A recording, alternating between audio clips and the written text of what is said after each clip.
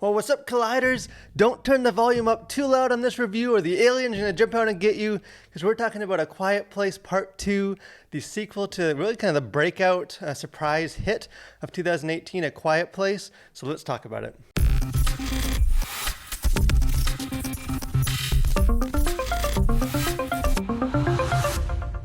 So this is it's one of my most anticipated films of last year. Again, it was I think maybe the first film that got postponed due to COVID. I had my tickets already. Super excited for it. A Quiet Place, the first Quiet Place movie was actually the first review we ever did at the Collision. So it holds that soft spot, and it's my favorite film of the year. Again, you guys know I'm Jaws and these creature versus man, these kind of movies are made for me. Just put it into an IV, put it right into me. I am the target audience for these sorts of movies. But again, that being said, a lot of these movies aren't all that great. Kind of B movies, they're just sort of diverting entertainment. And the first Quiet Place movie really succeeded as one of the best in recent years that I can think of just doing it real well. I think that's probably why it was such a kind of a breakout hit. So I've been looking forward to the sequel for a while. Again, I was kind of skeptical. The first film was so good, kind of self-contained, that a little skeptical do we need a sequel? Is how much mileage can we get out of this concept? Because I love the first one, I was definitely at least interested to see what they did with the second one. And I'm happy to report that this sequel is great. This is another great entry to this series. Is it as fresh, as new and exciting as the first one? No, probably not. But as far as sequels go, it definitely does enough to justify its existence as more than just Hollywood cashing in on another big box office pay cut. This film, the story that it tells, there's enough there to kind of justify doing more with this family. And if I were to pinpoint maybe the two areas that I think are kind of the strengths for part two, would be the characters, and then the tension, the suspense, the kind of the high concept horror part going forward. As far as the characters, part of what made the first movie so successful is that it was very much, although it was an alien, it was a suspense, a horror kind of film, it was very much character focused. It was about one family, the Abbott family, and sort of how they dealt with this alien invasion. Again, the first film took place over a year into the invasion. You don't see all the carnage and the invasion. You just focus on one family in one part of the country as they navigate their own kind of small bubble of how do they raise this family in a world where there's these aliens that can hear every sound and hunt you. And again, it made for more of a human drama that had a lot of horror and suspense and stuff on the around it, so a lot of excitement, but kind of at its core, it was always about the characters, and the part two really continues that.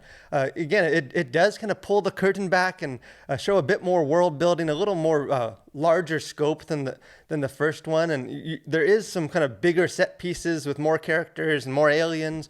But one of the things you kind of notice is that anytime there is these kind of bigger scenes and tension and action, it's always depicted from the perspective of the characters. There's always one of the main members of the family is always kind of front and center, and then you kind of see stuff going on behind them, you see stuff happening, but you're always following kind of this invasion, this action through the eyes of the characters.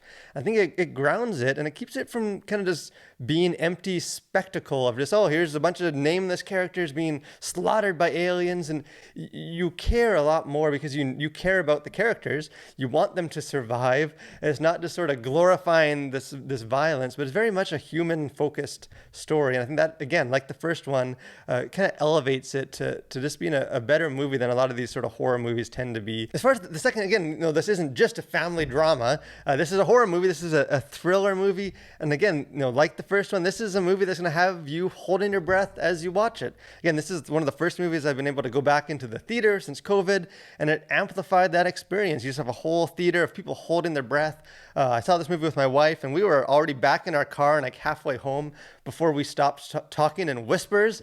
This is a movie that takes advantage of this sort of high concept of silence. Again, it uses that kind of uses silence so effectively to where there's this, it cuts all the noise in the movie, and you're just sort of watching the visuals, and you're holding your breath. You don't want to break the silence. And again, there is, I don't know at some point the filmmakers are going to run out of stuff to do, run out of ways to use sort of this silence and this, trying to be soft and stuff concept.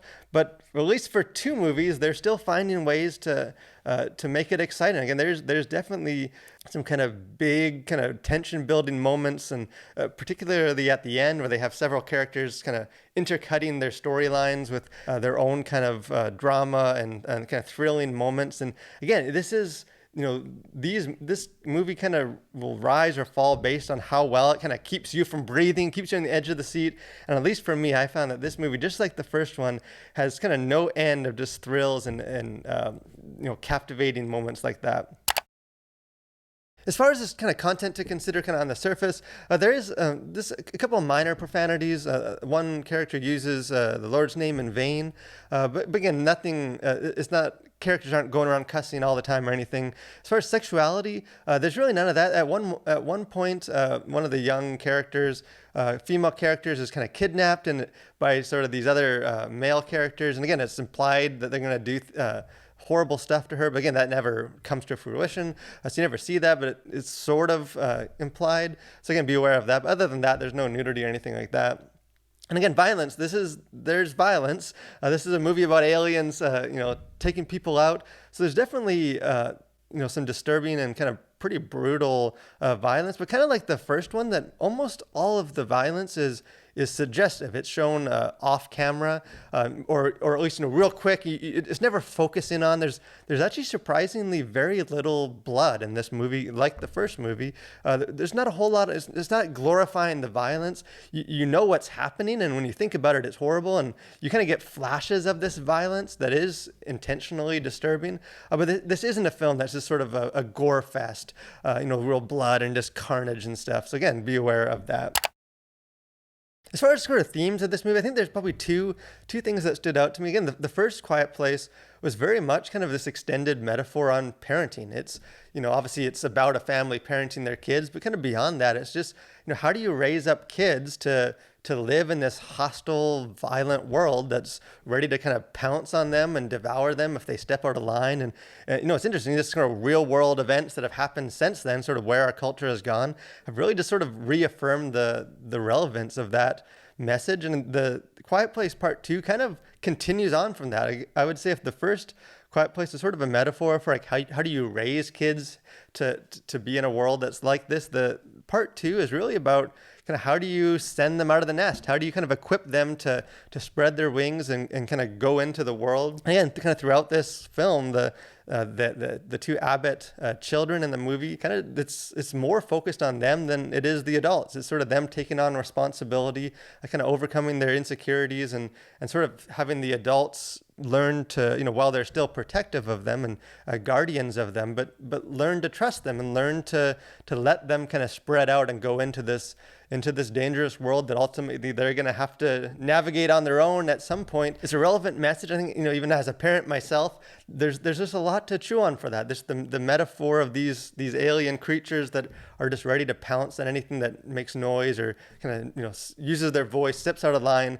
Again, it's a rich metaphor. The second theme I would say is just the value of life. And I think one of the reasons why this genre of films tends to maybe get a bad rap, and I think sometimes rightly so, is that they tend to focus on death. They sort of exist merely to just kind of showcase innovative and gratuitous ways to kill off characters, and you're just sort of waiting. The whole enjoyment comes from just sort of watching, and how is this character going to die? Is it going to be more brutal than the last character? And both Quiet Place movies kind of take the opposite approach to that.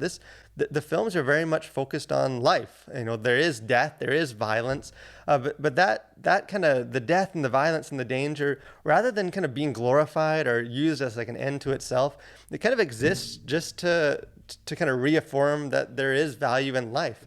And again, I think the first Quiet Place was one of the most kind of shockingly pro-life movies that Hollywood has released in a long time.